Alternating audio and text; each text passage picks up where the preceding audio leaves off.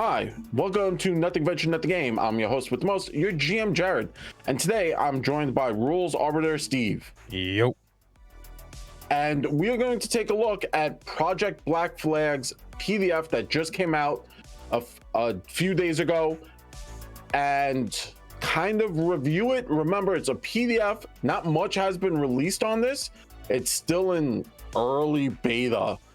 And yeah, so stick around. We're going to have a chat. We're going to talk about it. I hope we don't yell at each other.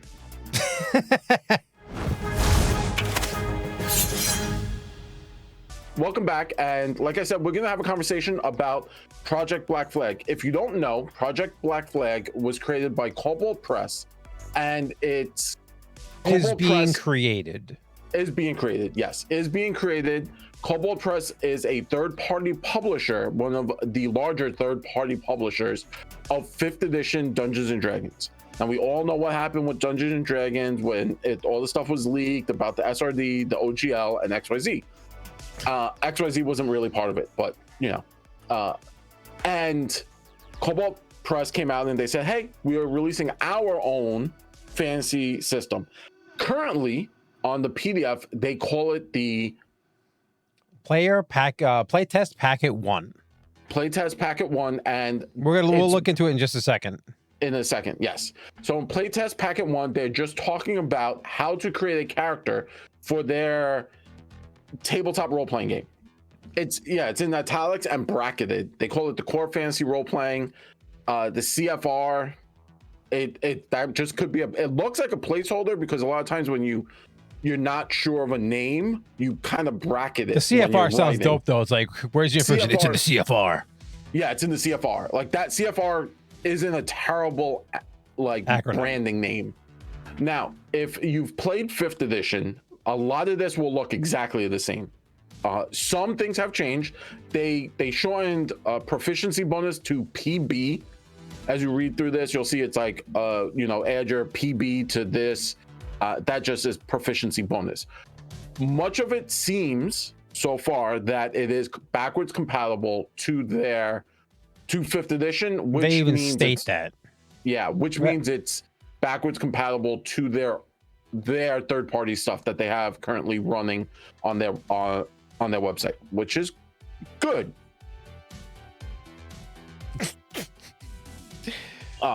Sorry, that was a hard swallow.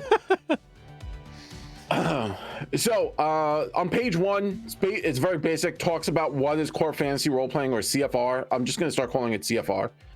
Basically, they explain that this is your heroic adventurers. It's a cooperative storytelling game. You need a game master or GM and players, which are called player characters. Again, if you're watching this and you kind of know what Project Black Flag is because you've been playing 5th edition, nothing here is new for you. Yeah, if you also know, you played other role-playing games, a lot of this beginning information is just like what a role-playing game is, and in the context, what is Project Black Flag, or effectively the core fantasy role-playing system in those terms. Page 2 goes over the core fantasy in a nutshell. They have the pillars or the elements of core fantasy play. Fantasy worlds have magic, so that's number 1. This is, I think, interesting because they've already laid down the brickwork saying, hey, we're moving into more of the high fantasy magic realms versus the low fantasy or sword and sorcery. Similar to, so if you're thinking, the best way to think of it is like Dungeons and Dragons, right? Like, you have high fantasy wizards. They're moving away from the Conan the Barbarian kind of concept. So I will say that this is not a deviation, right? It's because 5th edition already is a high fantasy, and a lot of characters do have magic. Yeah.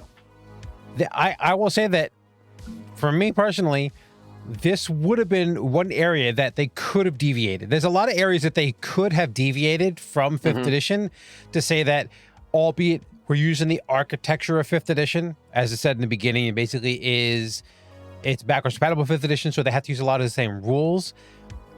They could have used this moment and these 5 tenets of what this game is about to differentiate themselves, like why this is different than D&D, even though the rule system is backwards compatible. So if you wanted to play a 5th edition war fighter and throw it into Black Flag with a few adjustments, you can do that. But Exactly. the idea is that they could have said, okay, no, we're going to be more of like a lower magic, more kind of like survival-esque oriented or whatever they, you know what I'm saying? They could have deviated, but right now, almost every single class in D&D has magic. Magic is a very commonplace concept in 5th edition. So they're kind of just following that trend with 5th edition to say that magic is normal. Magic should be something everyone's accustomed to. Yeah. So that's one of the first core principle. Usually the way I list things is the most important at the top and the least important at the bottom. I'm assuming that might not be true here. It could just be a list of 5 things. The next is number 2 is heroic adventure. Fantasy stories are about the heroes. The heroes in this case are the PCs. Need to be focus of the story you create. They need plenty of opportunity to defeat foes and make important. It's kind of just like this. This isn't you, the GM, telling your story. This is everyone telling the story. And as a GM, you should focus on your players, which is just good advice. Next, 3 unique locations to explore. Fantasy worlds are full of unique locations, cultures, and creatures. CFR games should include all of the manner. I guess that's a weird one. I wouldn't think so, because it's always about going to those weird places, whether it's like an ancient tomb or a flying city. I mean, the idea of unique locations. I mean, like you said, like that's always secondary to the adventure, but the fact that it's still there, right? Yeah. So that's nothing. That doesn't jump me out as out of the ordinary. But maybe they want to put more, because, like I said, if we're taking the assumption that the higher things on these lists are more important, the fact that it's right after heroic adventure, maybe they want to put more emphasis on the location than already exists in the game. Yeah, and I could see that. With the next, you have the power structure and systems, and this is talking about like empires, friendly guilds, factions. Fantasy stories always include a larger organization that can challenge or push the heroes to grow. This one reminds me of, they're just like, hey, there might be a monster hunting guild that your group plays from. I at this point, I don't think I think we understand. And then the last is the conflict. At its heart, the fantasy genre is about standing up against impossible odds, and despite everything, emerging victorious. This game keeps that principle at its core and is about staging challenges for the PCs to overcome through cunning, might, and magic. So that's the pillars of play. And now we kind of get into the meat and potatoes on page 3. This is only 12 pages, and not much changes. So we're going to kind of start moving a little bit more aggressively and a little bit more faster up as we continue. So character creation, this is just a breakdown of how to do this. Choosing a class, the hit points and hit dice. This is all very similar from 5th edition. Your class determines the size of your hit dice, which it's used to calculate your hit points total. We know what hit points are. Proficiency bonus. As your characters level, they become better, and that's why your proficiency bonus. Again, 5th edition. Determining your ability scores, they go into strength, dex, con. Nothing changed there. Ability modifiers. Again, we have the ability modifier table going from 1 to 20, and the pluses or minuses going from -5 to a +5. And then they explain how to generate these scores. So you have your 3 systems. You could roll 4d6, add up to the highest 3. There was a typo here. It said roll 7-4, which that just basically means someone hit the 7 and the 4. So like there was a typo. Yeah, it's 4d6, drop the lowest, and roll 6 times. Roll 6 times. Point buy. This one is a little bit wonky for like newer players. You start with 32 points, and then you kind of buy scores. And 18 in a score costs 16 of your 32 points. So half. It's half your points. And a 12 costs 4. So that's how you do it. Or this general standard array. This is different than 5th edition. As I remember, 5th edition was 15, 14, 13, 12, 10, 8. This is 16, 15, 13, 12, 10, 8. So it changed slightly. Different. Yeah. Yeah. And then they basically tell you when you're creating a character, any ability score under 16, you will add, and this is from similar to Tasha's Cauldron, you add a +2 to any score from 16 and below, or if you're starting and you have a 17 in a score, maybe a heritage or something gives you a bump, or maybe something happened, you can only add 1 to that 17. Basically saying you can't go higher than an 18. Yes, but this is specifically for rolling for stats. So because they don't state this for point buy, they don't state this for standard array.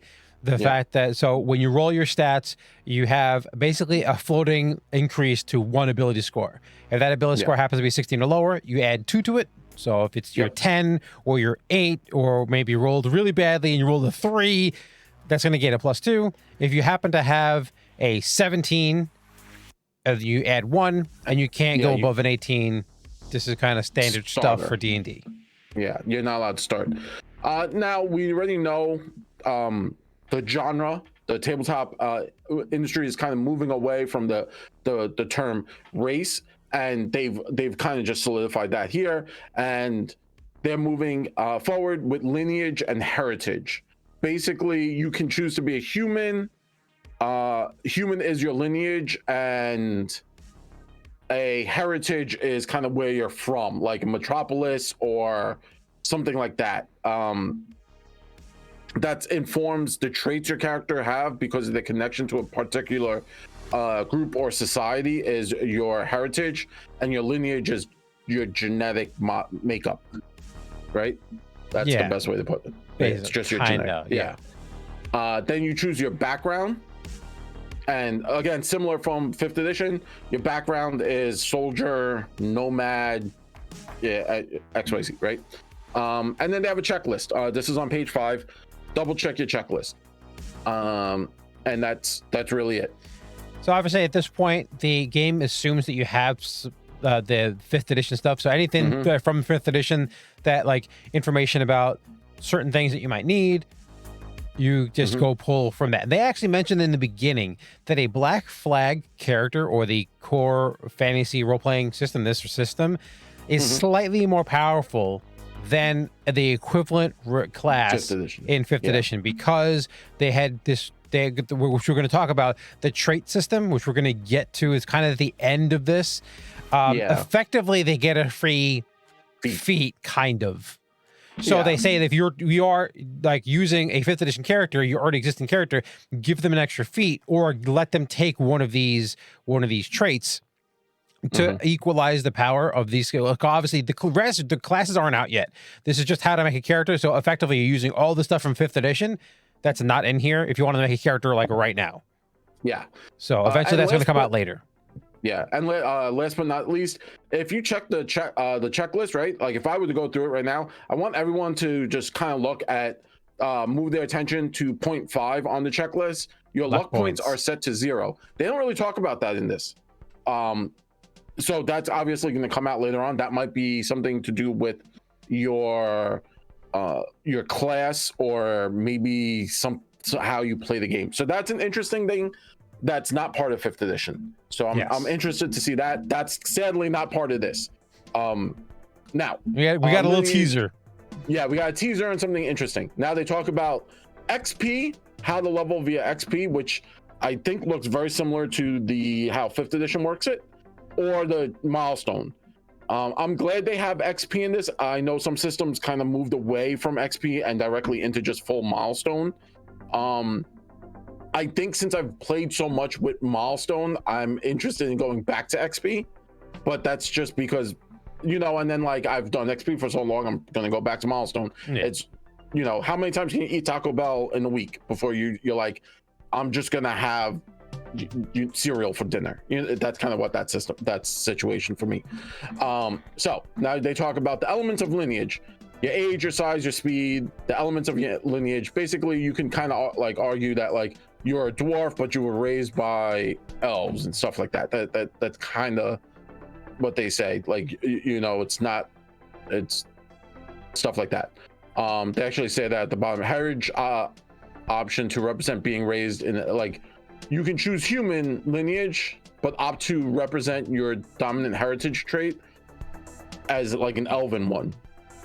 So yeah, so basically they say for the heritage and lineage at the very end of it on page 7, for example, if your character has one human parent and one elven parent, you could choose the human lineage option to represent your dominant heritage trait, but one of the elven heritage options to represent being raised in elven society. So that's kind of like the split race thing.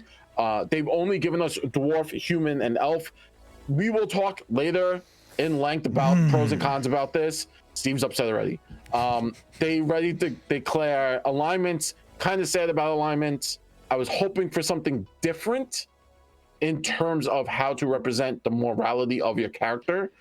There's a whole conversation about alignments. I do like the fact that if you actually see it, so let's say we're seeing dwarf on our screen right now, and in dwarf you get certain things for being a dwarf. They give you your approximate age, your size, your speed, and you get what they're terming is night vision. It's no longer dark vision, it's night vision, which effectively is dark vision and the light vision all combined together into one. You get dwarven resilience. No matter what kind of dwarf you are, you get dwarven resilience and you get dwarven toughness.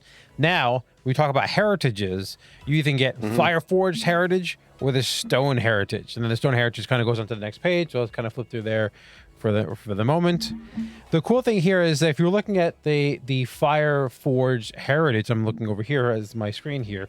Well, I could go through everything, but these are going to give you a couple of different increases to your character because you grew up in, this is the metal crafter, you grew up in a hot forge, and this is the society that you grew up in. The alignment, choose one of the alignments approved by your GM. So obviously, if your GM is saying, hey, we're only focusing on these alignments here, not those alignments there. Or lawful evil, but they are telling you that these creatures that are the fire forged dwarves tend towards chaotic or neutral alignments.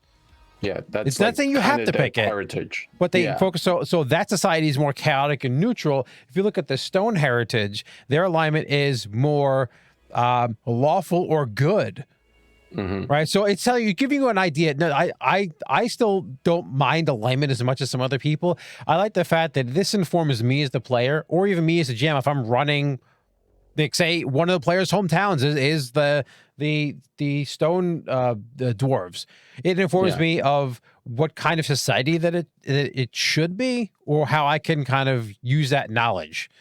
So I like the fact that it's included, that they're not completely discarding alignment. Well, yeah, it would have been nice to see some different options to define morality, but that's a whole video in and of itself.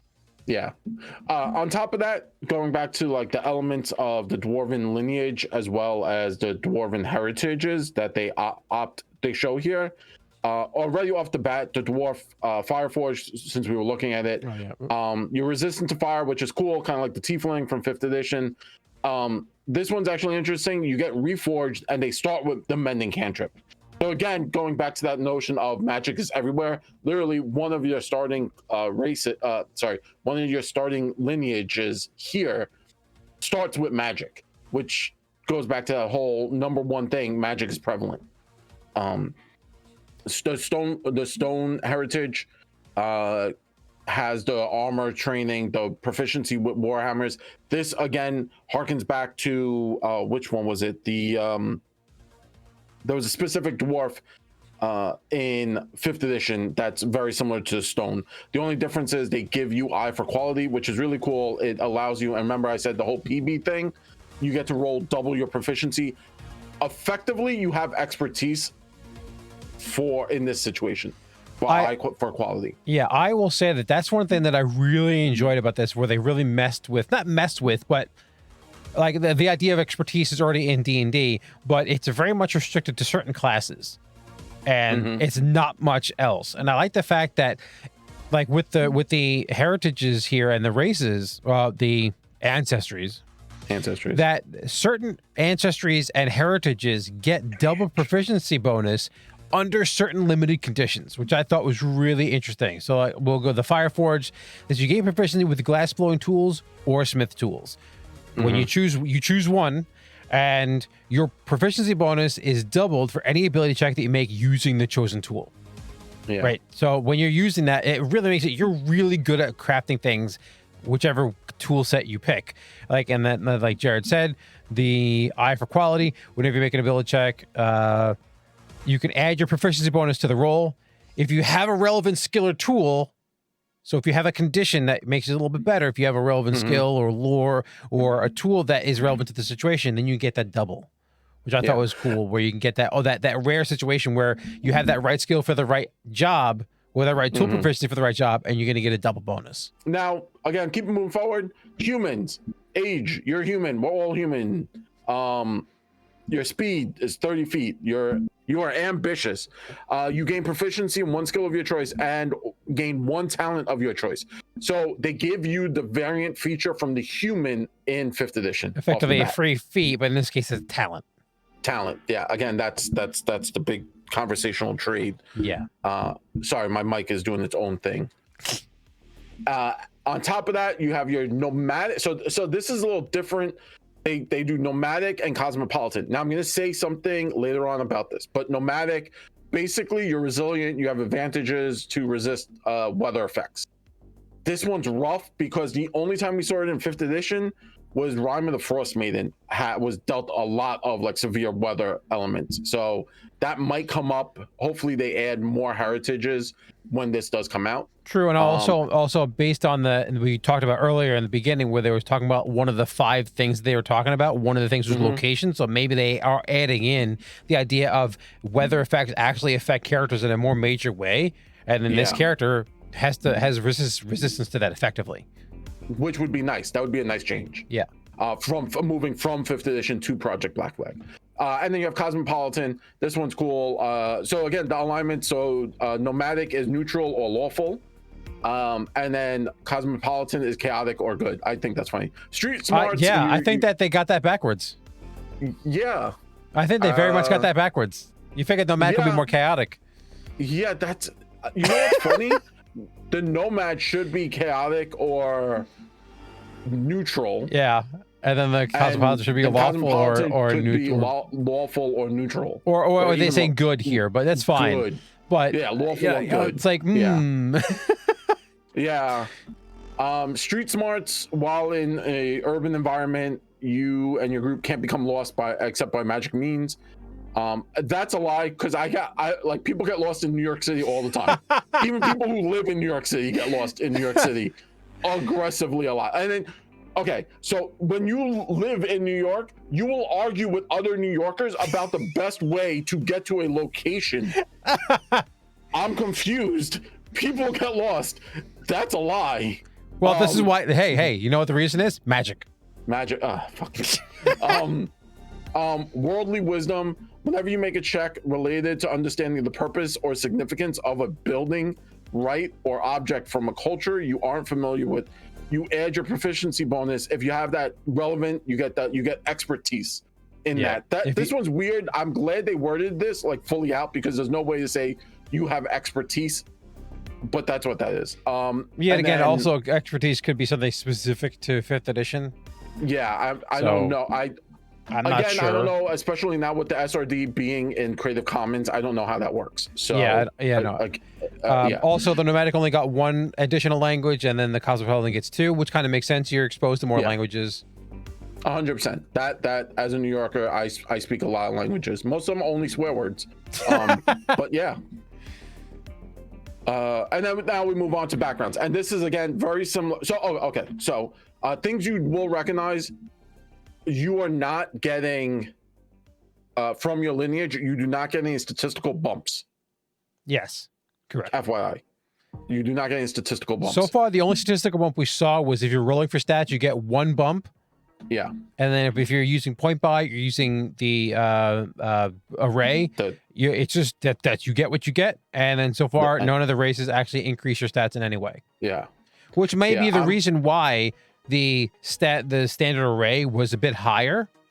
It probably includes that increased bump. If you looked at 5th edition, most people, that's how their stats look like when they start the game. There's always a 16 and a 15 in 2 scores most of the time. Well, like I said, because you're getting the statistical bumps, they probably already integrated that into the standard array. 100%. That's how I think it looks. Yeah. So backgrounds, we know what backgrounds are. You get a skill proficiency, additional proficiencies on languages, you get equipment, and then now you get a talent. This talent comes with kind of your scholar, like it comes with your background, your background, right? They talk about customizing backgrounds. We could kind of understanding that. So scholar, you get 2 skills of your choice from the following, very similar to 5th edition. Additional proficiencies, learn 2 additional languages of your choice, or gain a proficiency with 1 type of tool or vehicle relevant to your field of study. So one could argue, like brewing, and then you could get brewing tools, right? Equipment, you know what that is. They even say that you either get a list of equipment or you get money. Yeah. And then you pick your own equipment. Yeah. And then talent. As a scholar, you have spent time researching particular academic studies at an institution of learning. Choose a talent from the specific list. So like your skill proficiencies, you have to choose from this list. Yeah. So if you pick scholar, then you're going to get this, like there's 3 here. We're going to just talk about talents at the end. But each one of the backgrounds is going to give you a short list of things, like you must choose a talent from these things. Now, yet again, it also goes into, if you want to make your own custom built one, what to include. Like they don't have gladiator. Let's say you're trying to like make your dwarf gladiator from your 5th edition campaign in this. Use your best judgment.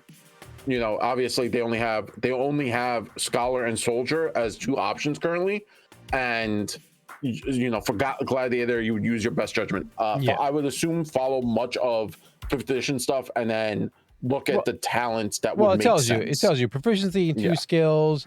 You get additional proficiencies with 1 or more tools or what have you, or allow a character to learn additional languages. Equipment is either you get coin or you get equipment. Talent, and then there's an adventuring motivation if you either make one up or you draw from one of the existing lists. Now we go into talents. Talents are the last 2 pages of this whole PDF, and this is so they have combat casting. The prereq, so this is cool. Prereqs are now back. With some of them, some of them don't have prereqs. Yeah, you have to be able to cast spells. And then you automatically succeed on con saves to maintain your concentration. When a hostile enemy first enters a space within 5 feet of you or provokes an opportunity, you can use your reaction to cast a cantrip, and you can use the shield.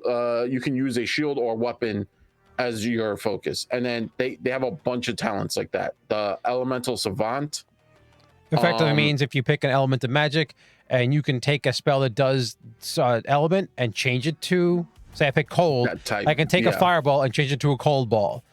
If I cast a cone of cold, it's already cold, I get bonus. I get to reroll 1s on damage. Yeah, it's effectively what it does. Yeah, and then you could take it multiple times. You could choose every element. Yeah. Mental fortitude. Once per long rest, when you fail an int, wiz, or charisma save, you can choose to re-roll it. So basically you get like another save. If you are affected by an ongoing spell or magical effect due to failing, you can repeat the save consistently, so it's not gonna just hamper you. School specialization, this one's interesting. You choose a school of magic, aberration, from the 8 schools, necromancy, you can cast a spell from that school, and you can add 1 to that roll. So when you make an attack roll from that school, you get to add 1 to that. That's cool. Seeing the +1s coming up, that's early like this, that's nice to see. Whenever you cast a spell from that school that requires a target to make a save, you increase the save by 1. And your spell books, the gold and time is cut in half. So those are kind of the magic. Then they go to martial. So you have armor training. We know what this is. You get proficiency with specific types of armor. So if you're not proficient in any armor and you take this, then you can take leather. And then now that you have leather and you take it again, you can get medium.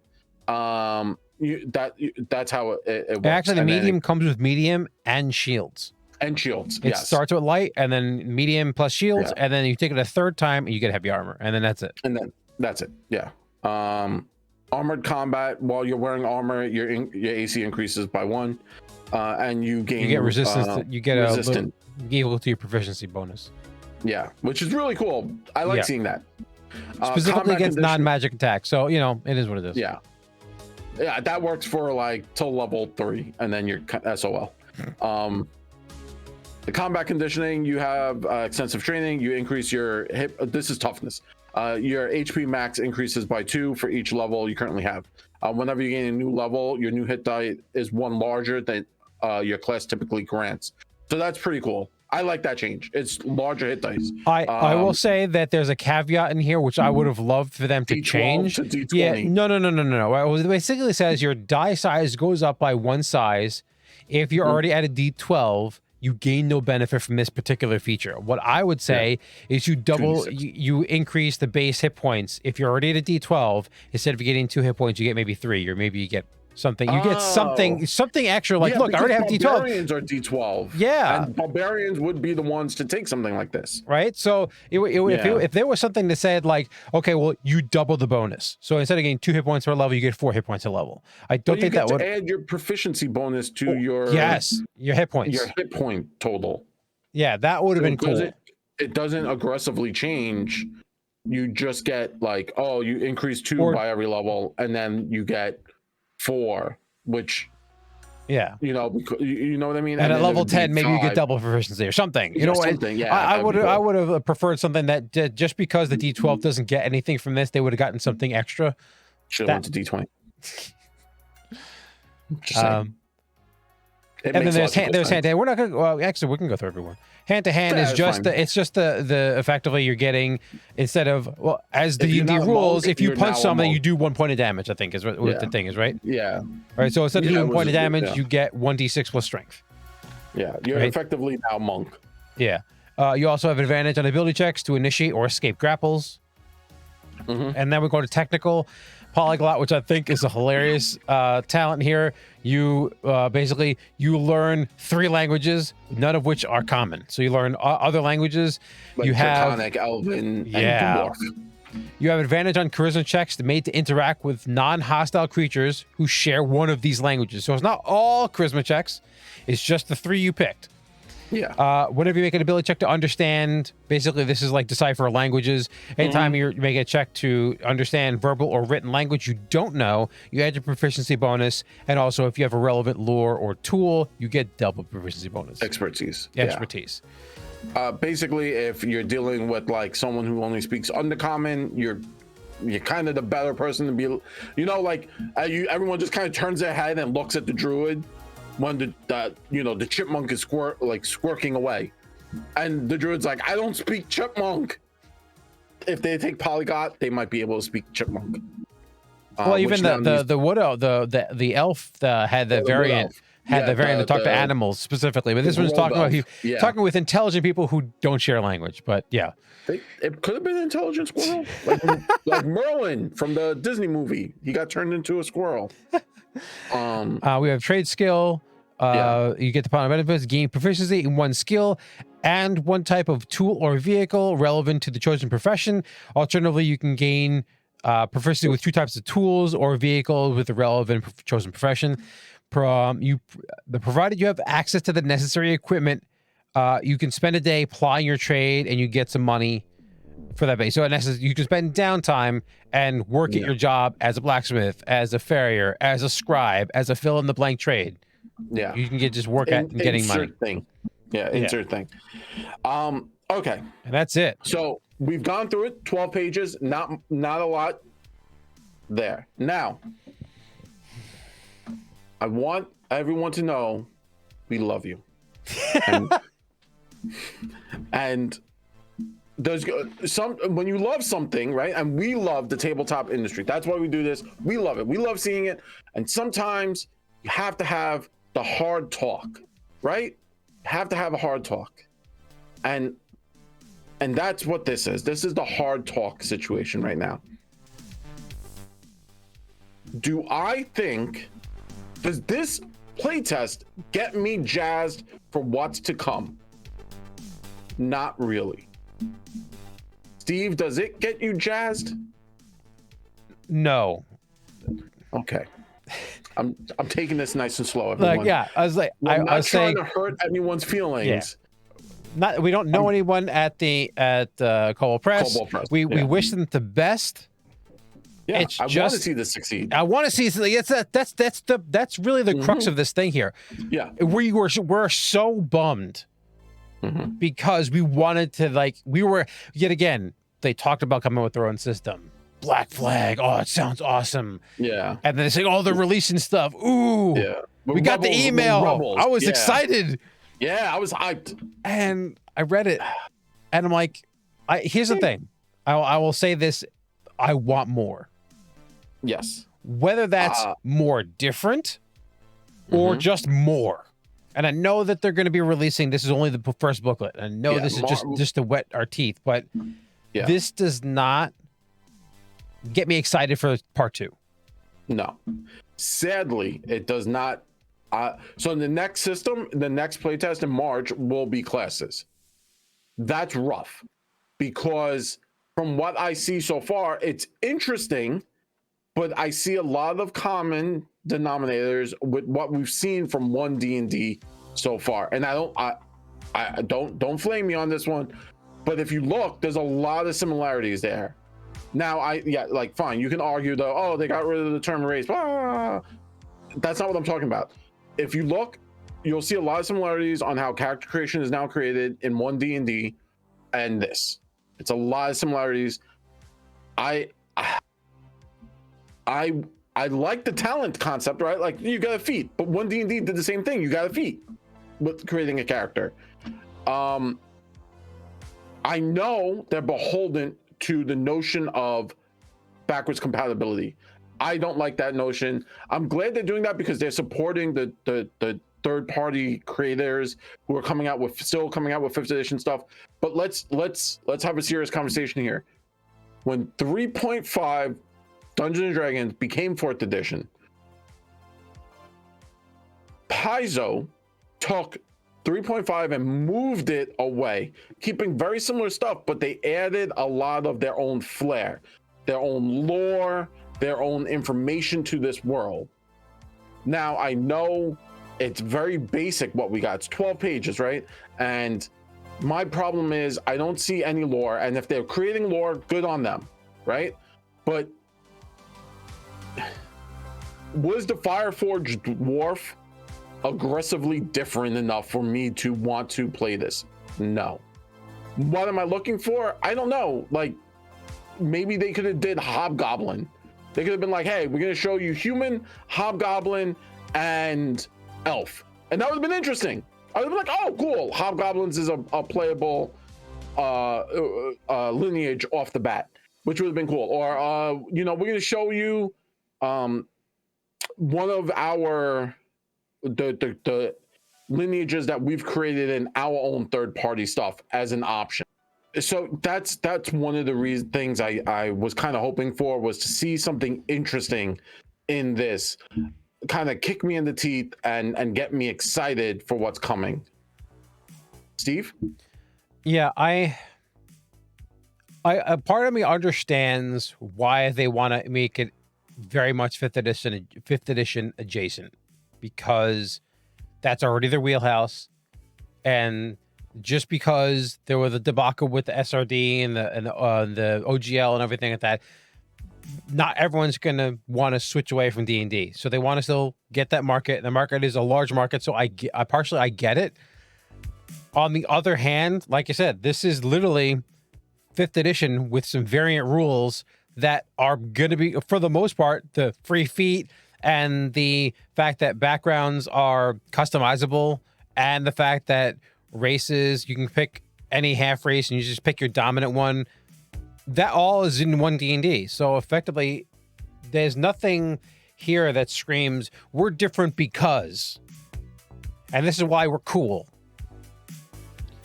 So I was really looking for the one thing to be like, oh man. And maybe it's in those 5 things. Maybe we just haven't seen it yet. So yeah, I was looking for that one thing that, like Jared mentioned, back when, 3rd edition D&D 3.5, and they shifted it to 4th edition. The reason Pathfinder did well was we had a copious amount of people who had a lot of 3rd edition stuff, and they were familiar with the system. They liked the system. They had thousands of dollars worth of books invested into the system, and then 4th edition didn't wow them. Whether you liked it, whether you disliked it, we had a lot of people did not like it. I'm being kind with the language here because a lot of people vehemently did not like it. So the fact that Pathfinder first edition was very much similar to Dungeons and Dragons 3rd edition and 3.5. The reason that worked was because that system was sunsetted by Wizards and a new system was out. So the new system didn't wow anybody. And then everyone rushed back to, they were going to just like, look, I'm just going to keep playing the game that I like playing. Panther came out with a new game. Hey, look, we cleaned up the system. We brushed it off. We put another coat of paint on it. We gave you a whole new world to play in. Here you go. All your stuff that you had before works with this system. The problem with that here is that the current system is the system we're already working with. So 5th edition, whether you're talking about 1 D&D, and this is under the assumption that D&D themselves, Wizards of the Coast, keeps to their promise to make 1 D&D backwards compatible to 5th edition. And then, so you have 1 D&D and 5th edition and Black Flag all usually in the same system. Well, why would I switch to Black Flag when I already could just play 5th edition?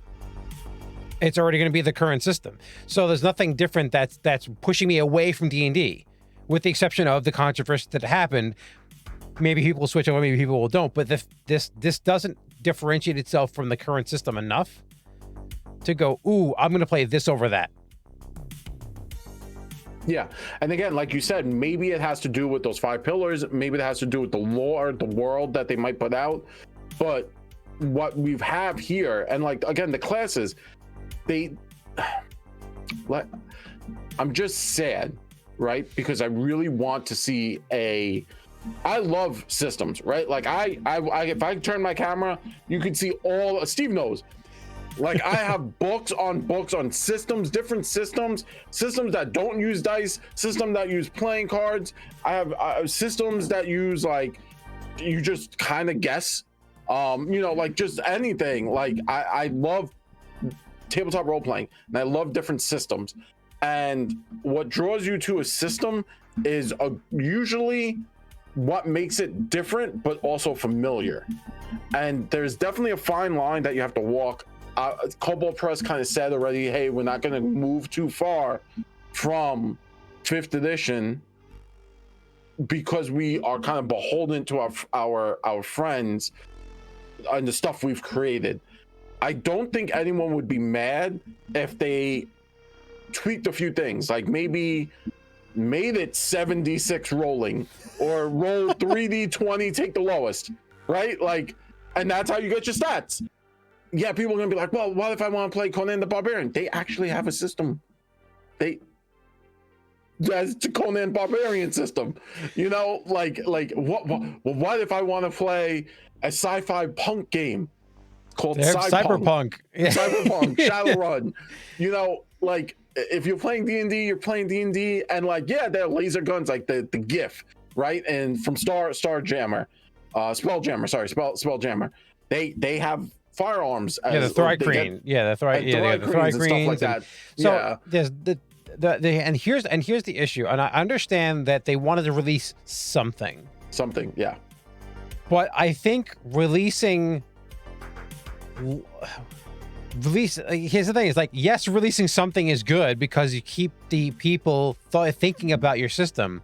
Mm-hmm. But the concern, and especially when we're looking at this, the concern is when I think of the system, I'm going to think of it's D&D plus a rule or two. And that's the wrong thing that I want to be thinking about when I want to think about this system. Yeah. And I wanted to see the one thing that makes this. What's the one special thing? Each system's got its own little special thing. Yeah. And like we talk about Viking Death Squad, that theme alone for Viking Death Squad, that's what's right.